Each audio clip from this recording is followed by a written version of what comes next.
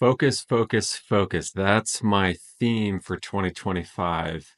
I just finished my kind of annual reflection, looking back on 2024, wrote up some thoughts, and also gathered as much data as I can to begin my official building in public with full transparency journey 1 month at a time in 2025. I'm going to be publishing a ton of behind the scenes data and metrics and financials and reflections about everything I'm building and all the content I'm creating and the revenue I'm generating or lack thereof throughout 2025. So I'm really excited to share this with you all throughout the year. So, like I said, focus, that's the theme for me this year.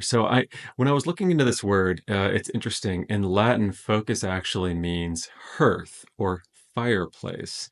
And I was reminded of one of my favorite professors in college, Dr. Hadras. He used to say that within every word is a little poem. And that's just a poem to me.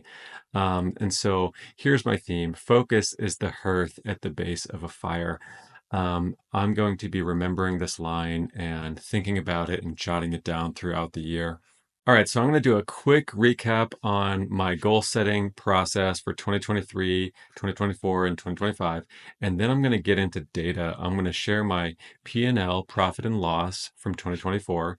I'm going to share all my social media data, and I'm going to share my product data with you. And then lastly, I'm going to share some of my personal habits and personal fitness data. So if I look back at 2023 and the goals that I set, I missed all of them. And the big learning there for me is that I was way too focused on the outcome and I was too prescriptive on the process. I defined actually monthly milestones for the entire year, which is kind of a crazy way to approach it because it didn't give me any flexibility in terms of making adjustments or taking the learnings along the way and reincorporating them into my work. I really didn't experiment enough in 2023. And I basically spent the whole year failing at this predefined plan that I had set forth at the beginning of the year. And so going into 2024, I approached things very differently. I set themes instead of goals because they're more flexible. I focused on building habits that support my goals. And I really focused on experimentation. I allowed a lot of room for myself to try different things out and try different ways of generating revenue.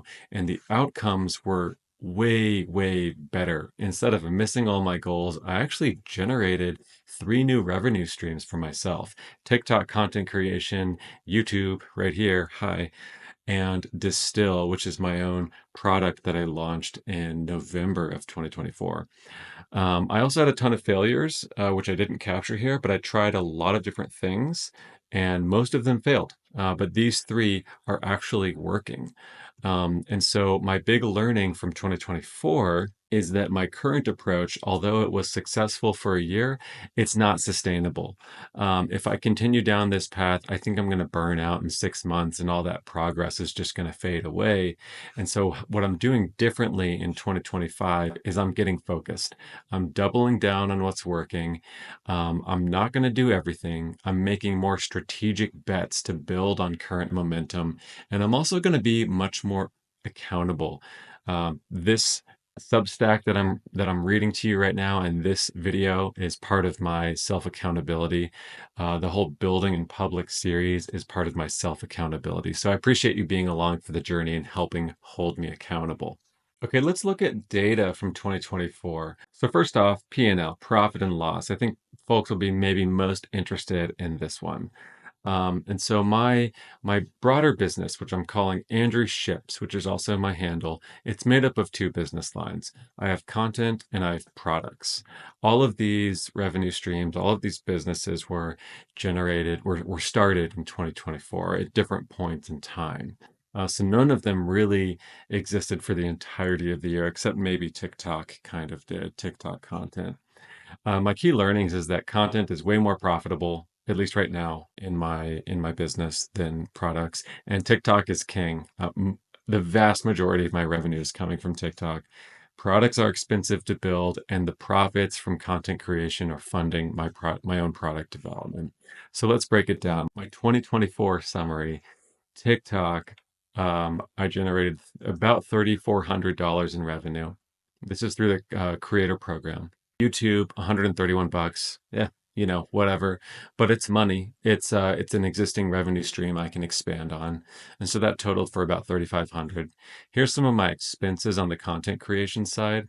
I'm basically paying for CapCut, Opus Clip, Make, Buffer. Honestly, I'm not even using all of these regularly. I use CapCut frequently, but some of these I might be able to trim down. And so my total profit was just over $3,000 for the entire year. Obviously, this is not my full-time job, or I would be in a much different situation in life.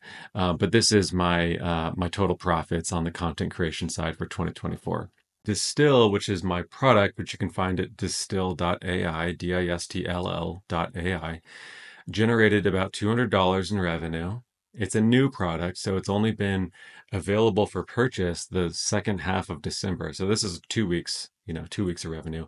I'm paying for a lot of things. Cursor, ChatGPT Pro, GoDaddy, SendGrid, Heroku, Perplexity. Cloudflare is actually free. Stripe fees, Google Workspace. So I have a lot of expenses. My total expenses in 2024 for Distill were $600, which puts me at a net loss of about $400. Now, I think I can really right side this, especially as time goes on and the word gets out about the product, because I'm getting really, really positive feedback. I'll put a link in the description if you want to check it out. But yeah, I have a lot of work to do to get this to be profitable, of course.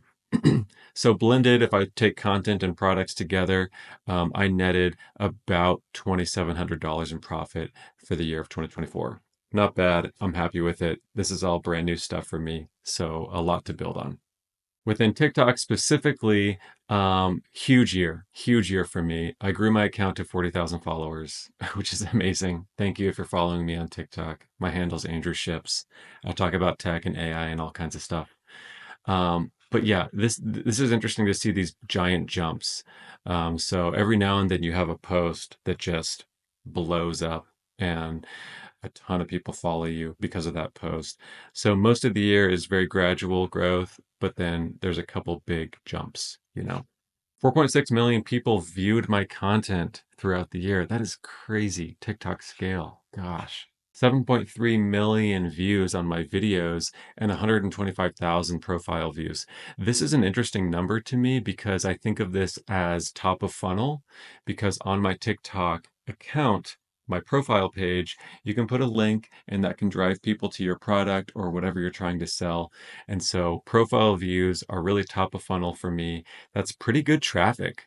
So I'm encouraged by that, and the volume is nice. So I haven't really been monetizing profile views in 2024, and that's something I'm definitely going to be looking to change in 2025. YouTube, modest but encouraging results. So I got just over 2K subscribers, 2018 as of this screenshot. And you can see I got started mid-year. So this is really only half of the year. And the vast majority of my subscribers came at this point in time. And then it's been a very gradual increase since then. So it's nice that it's still ticking up on its own. As you can see here, I really wasn't all that active. Each of these gray squares is a YouTube post. So I was pretty busy in summer. And then I had a couple posts in fall, but that was it. I kind of dropped off after summer and never really picked it back up. So 2025, a lot of what I'm going to be doing is focusing on consistency for YouTube because that's really what I was missing. TikTok, I'm basically posting every day and it's easy. But some good numbers: 188,000 views and nearly 10,000 hours of watch time. That's crazy. So Distill, this is the product that I developed. I'll show you really quickly. Be the most informed person in the room. It's basically Google Alerts on steroids powered by LLMs. It's freaking awesome. I use it literally every single day to help me with content creation. So I generated not me, my users generated over 38,000 pulses. And a pulse is one of these, basically. It's a daily briefing on whatever topic you want to follow. So each one of these is a single pulse. It's kind of like an individual newsletter. So 38,000 in just 2 months. The system sent over 46,000 emails with a global open rate of 61%. I'm really happy about that, actually. 61% open rate is a very good performance. And I've seen some days as high as 95% open rate, which is just bonkers. I think the magic sauce here is that these are emails that people are sort of generating themselves. They're highly, highly personalized. You only get an email if you ask for it, and it's on a topic that you asked for. And so that's why the open rate is so freaking high with Distill, is because these emails are extremely relevant because it's what people asked for. 800 trials in 2 months, 650 users in 2 months. And I also have 23 paying customers right now. I'm so stoked about this. Thank you so much if you're a paying customer. Thank you if you're not a paying customer. But if you're a paying customer, extra thank you. It's only been available for purchase for, like I said, about 2 weeks. So this is almost a customer a day, not quite. Correction, this is a customer a day. It's almost two customers a day, rather. And I think that's great progress so far. It doesn't feel like a big number, but it hasn't been available for that long. So I'm very optimistic about this product's potential. There's a lot more work for me to do here. I'm not going to go through the entire roadmap, but this is a preview of the roadmap I have in mind for this product. Another thing I'm sharing in my build in public is some of the more personal stuff. So my habits. Um, Really interesting to see the results here. Basically, I failed on everything. Here's how I'm measuring myself. 40, less than 42% completion is a fail. 42% completion means I did a habit 3 days a week. That's a pass. 4 days a week is good. 5 days a week is excellent. Anything more than that is like, whoa, okay, you're going crazy here. I really am shooting for 5 days a week. And as you can see, I hit none of that. 21% for writing, 12% for cold plunge, 14 for exercise, 1.6 for meditation. Not a great year for meditation for me. 21% for cleaning. And this is interesting to see. This is my month by month graph. I started strong in January, took a dip in the spring. Summer kind of picked it back up, but then in the fall, I really wasn't tracking. That was one of the big problems I had throughout the year, is whether or not I was performing a habit, I failed at tracking the habit. So my data sucks. And I don't really know if this is true or not, but it doesn't matter because I just don't know. You have to log it, otherwise, you don't know what you're doing. So part of what I'm doing here by publishing this is holding myself accountable to do better habit tracking. On the personal fitness side, I'm going to be adding a lot of data into these monthly updates. I just have one input for today, which is from my smart body scale, and it tells me my weight. I weigh 193.9 pounds. I'm 6'2", and here's my body composition. This is mostly what I'm interested in. It says gaining fat, but that's just really from two measurements because I've only had this scale for a day. Muscle percent is 75%, fat percent is 20. That's okay. I'm in the average healthy range for my height and weight, but I really want this fat percent to drop down to about 17, even to like as low as 12% by the end of the year. But I think by the end of Q1, I can have this closer to 17%, and I'll be feeling a lot better. I'll be looking a lot better. So yeah, this is entry one of my monthly Build in Public series. This is on Substack under the same name, Andrew Ships. I'll put a link in the description. I've got a lot of content planned for you this year. Give me a follow here on YouTube. Check me out on TikTok. Check me out on Substack. I'll catch you later. Peace.